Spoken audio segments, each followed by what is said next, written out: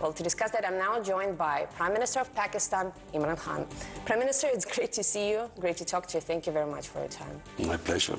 Now, I began with this somewhat verbose introduction, first because I know of your interest in Sufism, and more importantly because I think your whole life in politics and before that is a very colorful and I think very authentic illustration of following your heart's desires, which was very central to Rumi's teachings and the teachings of other mystics.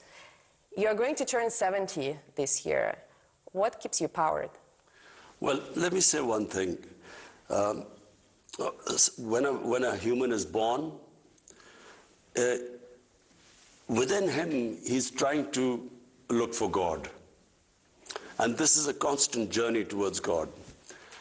A lot of people, unfortunately, never ask the two questions. They never ask themselves, what is the purpose of existence? And what happens to me after I die? But whenever they ask these questions, it takes them towards God. The only way you can have the answer to this question, the purpose of existence, what happens to us when we die, is in religion. And all religions answer that question. Science doesn't. So the two ways of existence, one is the spiritual and the other is the material. And for me, if you are on the spiritual road, then you will always be looking for how you can face your God after you die, that you have fulfilled your responsibility as a human being.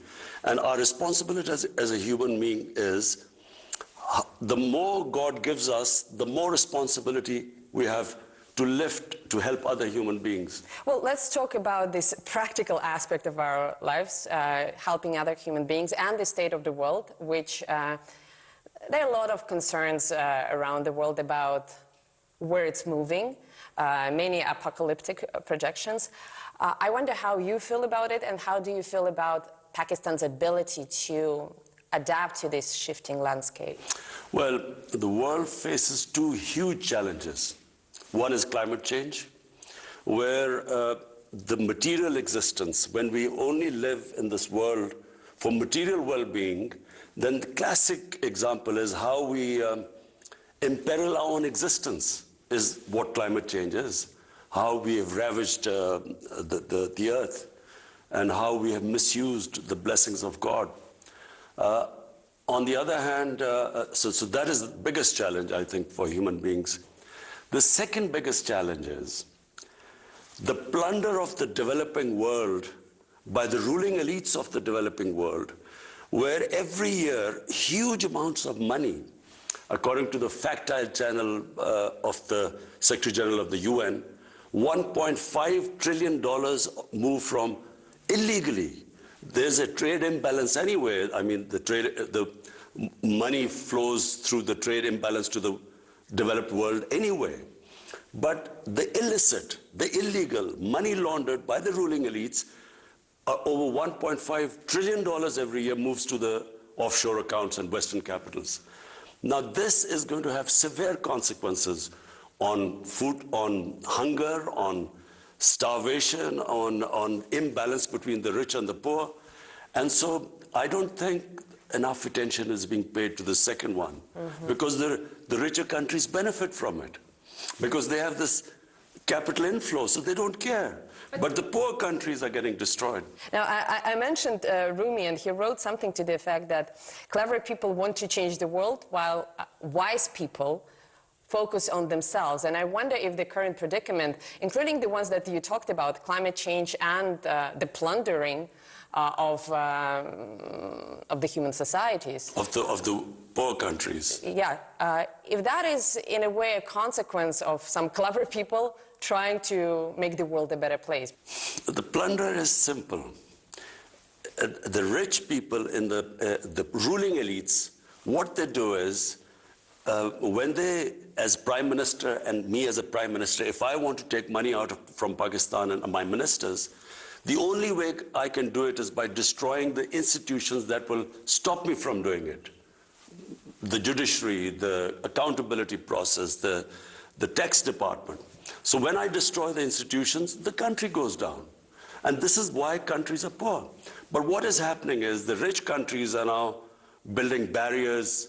They are allowing the capital to come in, but they don't allow the labor to come in. So the only way to stop this people dying of hunger and poverty and this imbalance is for the rich countries to make laws like they have for drug money, like they have for terror financing. They should not allow, for instance, our ex-rulers have living in millions of dollars of properties in London. We can't do anything to get them back because the rich countries, they make it so difficult to let us get the money back. This should change because if really you want to stop this immigrant problem, poverty in the developing world, then there has to be a way that if, for instance, we say that, look, this person who was living in Pakistan has these huge properties in London, then unless that person can justify that he got this money legally, the property should be returned to us. That would stop the plunder of the developing world. We are recording this interview on the eve of your visit to Russia for a highly anticipated meeting between the heads of our countries, whose relationship for a very long time has been conditioned on others. It's been a function of, other processes, regional, global processes. Do you think Russia and Pakistan have reached that point when they can deal with one another as, self-sufficient actors on a bilateral basis rather than, let's say, looking onto others? Well, let me just go back in history. When the Cold War was, ravaging the whole of the world was divided into blocks. Pakistan moved in with the United States. We became part of the bloc in the Cold War with the US. India actually stayed neutral, but it was very close to the Soviets. Now when I look back, I think initially Pakistan needed help because when we became independent, we were impoverished. There were millions of refugees in Pakistan. We needed help. But, beyond 10 years or so, we should have then been non-aligned, independent country, stood on our own feet, not relied on aid. We became part of a bloc because we got foreign aid. When you look back, foreign aid is a curse for a country because you do not fix your own systems, you do not raise your own revenues, you don't increase your exports. You rely on handouts, and it stops a country evolving and developing and becoming self-reliant. So the world being divided into Cold War blocs and Pakistan becoming part of a bloc, when you look back, it stopped us from developing as a country. Well, you cannot go back, but you can change things moving forward. So do you think at this point... So when you learn from history, you learn from your mistakes. You have to know how to take the knocks. I guess that's your motto in life, right? You cannot move forward in life until you learn from your mistakes. So now what we want to do is not become part of any bloc. We want to have trading relationships with all countries. We have suffered. India became a hostile country, so the trade between them was minimal. Iran had sanctions, so we couldn't trade on the west side. Afghanistan has 40 years of conflict, so we couldn't go north and then to Central Asia. And we couldn't go to Central Asia because we became part of the US bloc, and Central Asia was part of the Soviet bloc. So what we want now is trade with everyone. And what is the purpose behind it? To raise our people out of poverty. That is the main, any head of state, his main focus should be, how do you raise people out of poverty? And the best way is trading with everyone. But Prime Minister, intention to trade is perhaps not enough because, as you know, our countries for quite some time have been discussing a large infrastructure project. I think it's called the Pakistan Stream, a gas pipeline. But forgive me my pun, the stream hasn't gotten enough steam yet. And now, in addition to logistical financing challenges, we are also dealing, Moscow is dealing with the threat of arbitrary sanctions, Western sanctions, that could be imposed on any Russia-associated project. Do you think this project and others will be up and running in our lifetime? Because sure, you are free, technically speaking, you are free to trade with everyone, but you know how geopolitics works, and there are some subtle ways of imposing pressure on international partners. That's true. I mean, this North-South pipeline, one of the reasons it suffered was the companies that we were negotiating with turned out that the US had applied sanctions on them. So the problem was to get a company that wasn't sanctioned, a Russian company that wasn't sanctioned. So that became a problem.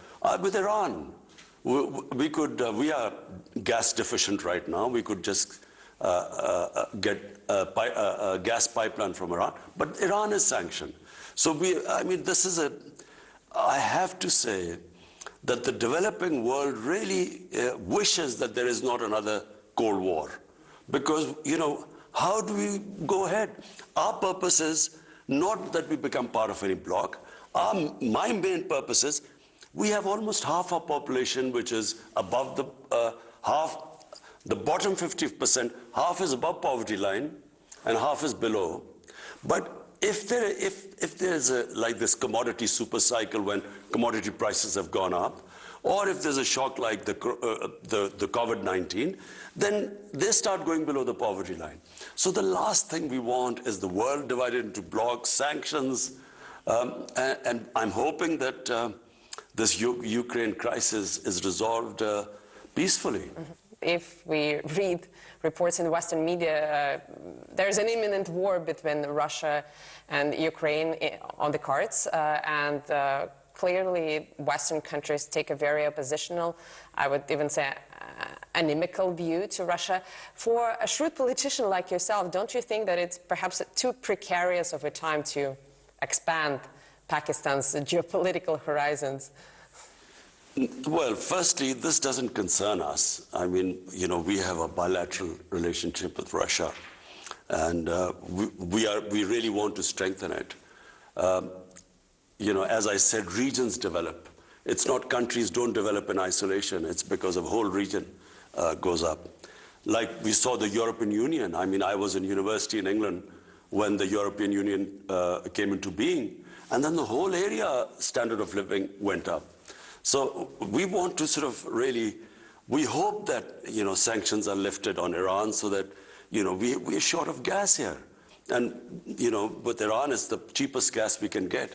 And similarly, we hope that India one day, I mean, Indian leadership, I wish they would concentrate on raising people out of poverty in India rather than proving to the world that the Hindus are the most superior race. I mean, their leadership, how can a leadership not worry about having the highest poverty in the world is in the Indian subcontinent? How could they not worry about it rather than trying to prove to the world that the Hindus are superior? Well, but Prime Minister, on the other hand, many nations go through such period. I mean, it could be more or less painful historically, but you know, the spell of nationalism has affected many countries historically. Now, you mentioned that you don't want to play camp politics anymore. You want to be a bridge. And this is a very admirable goal, also a very beautiful metaphor. I think Turkey or even Ukraine framed their foreign policy in such terms a few years back, but they were disappointed. What makes you believe that Pakistan can actually pull it off, being this bridge, let's say in Eurasia, when so many other countries attempted it and failed? Well, firstly, let me just say one thing.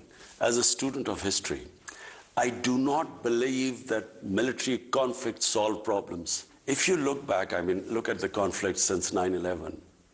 I mean, if a third party dispassionately did a proper analysis of so many people killed, what was achieved at the end? What happened in Afghanistan?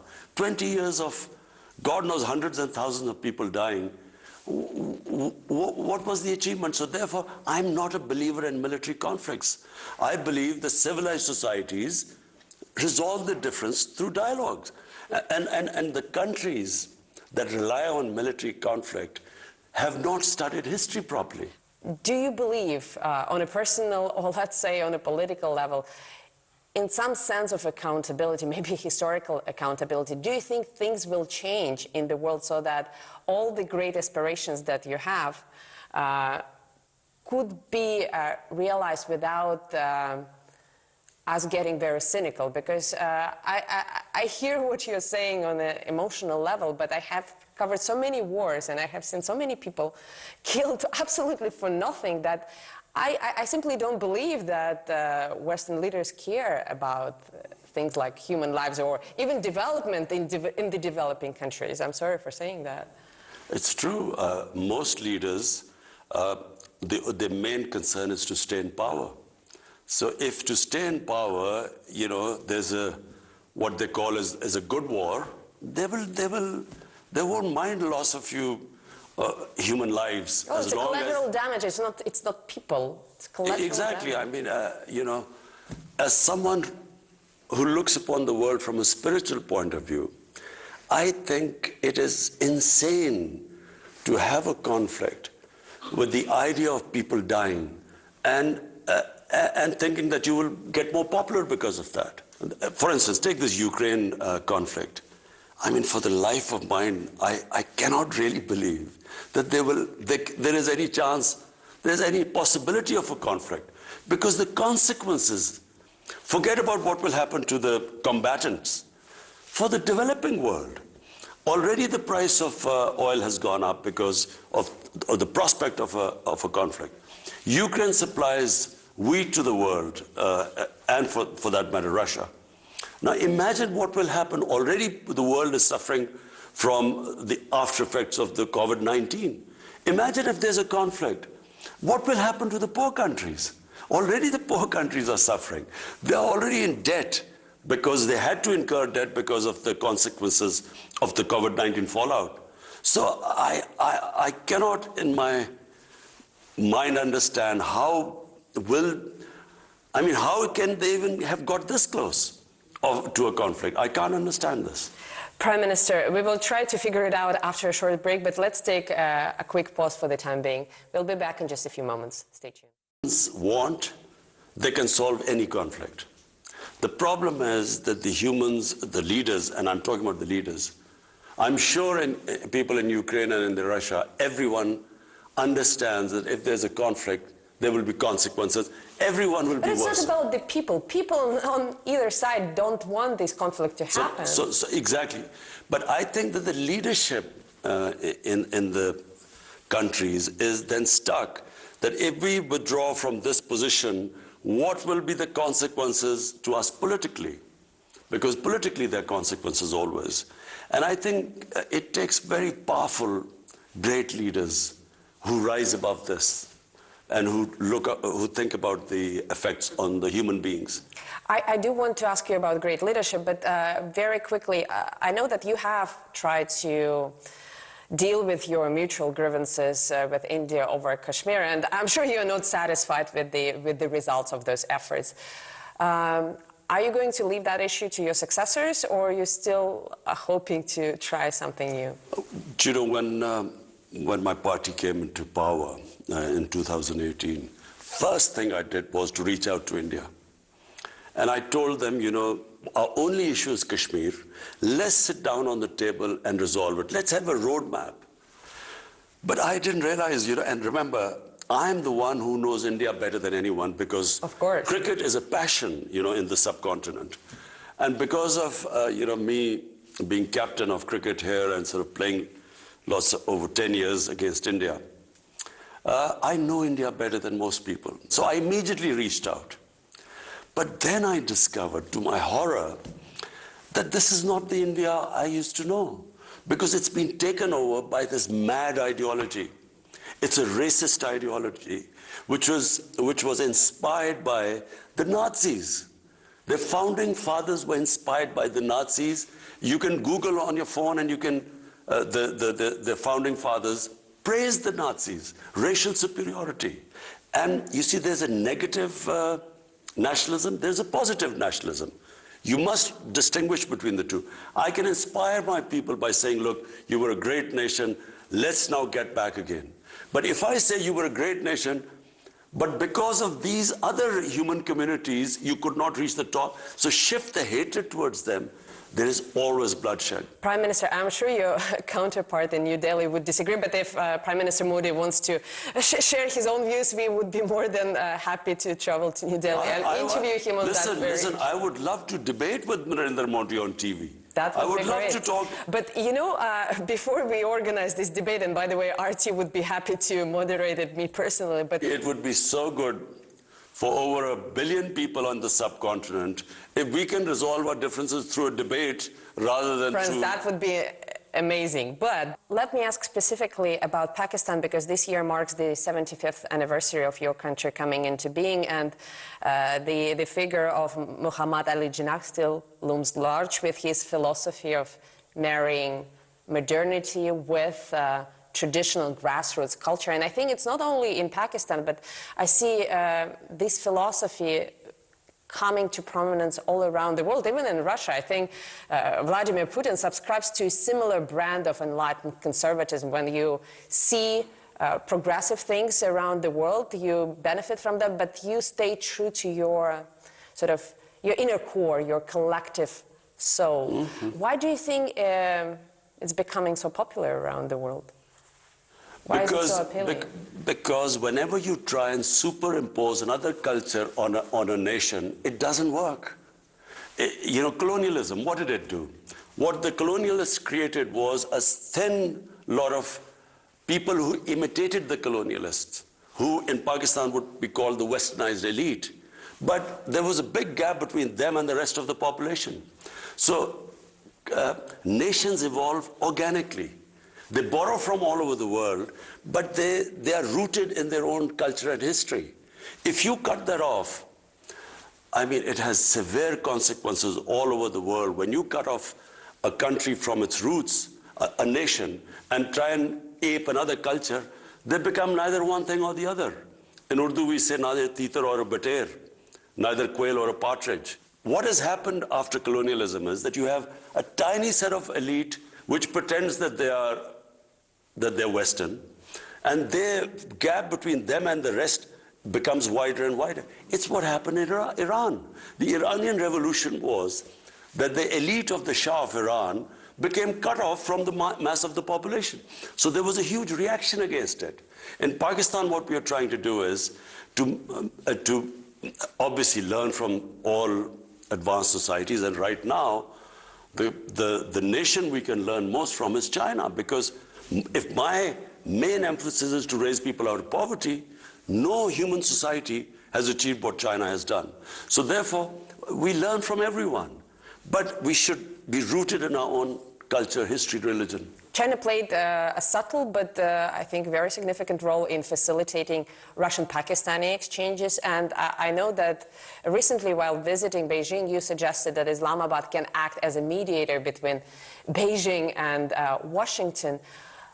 What makes you believe, I'm sorry for being blunt, but what makes you believe that mediation is even possible? Because as far as I understand the American psyche, they are not after understanding, they are not after negotiating on the level playing field, they are after preserving dominance. Would China agree to that? But look, the America I know is very diverse. Any country, for instance, what is happening in India is not what Indians are like. This is not the India of Nehru and Gandhi. This is the India of Narendra Modi. A tiny, highly organized elite has taken over India, just like the Nazis took over Germany. So, you know, at a given point, there is this extreme nationalism which has been released in the US, and they want this dominance. But surely there are sensible voices in the US saying that conflict is where you are heading. Conflict, Cold War is not the way. There is another way where it could be win and win for everyone. And I certainly believe that the cooperation between China and the United States, and even for that matter Russia, will benefit mankind much more than a conflict. I wish I had more time. I have many more questions, but let me ask the final one. And it's a bit cheesy, but I ask it sincerely because you've reached the pinnacle of your sporting career by giving your country its first and only victory in the Cricket World Cup. How do you hope to be remembered? What do you want to give to your people as the Prime Minister? That's a simple answer. I would love to emulate China in terms of bringing people out of poverty. Two things I want. One thing is if I can bring people out of poverty, but related to that is rule of law. Human societies are defined by two great things: rule of law and a welfare society. A society that is humane and just and looks after its people who are not so privileged, who are poor. And so that's how I want to be remembered. If I can bring rule of law in Pakistan and raise our people out of poverty on the lines what China has done, I would be able to meet my maker with confidence. Well, Prime Minister, it's been a great pleasure talking to you. I hope your team receives as much hospitality as we've benefited from here. Best of luck in Moscow and best of luck for your I'm looking endeavors. forward to my trip to Moscow. Thank you. And thank you for watching. Hope to see you again next week on Worlds Apart.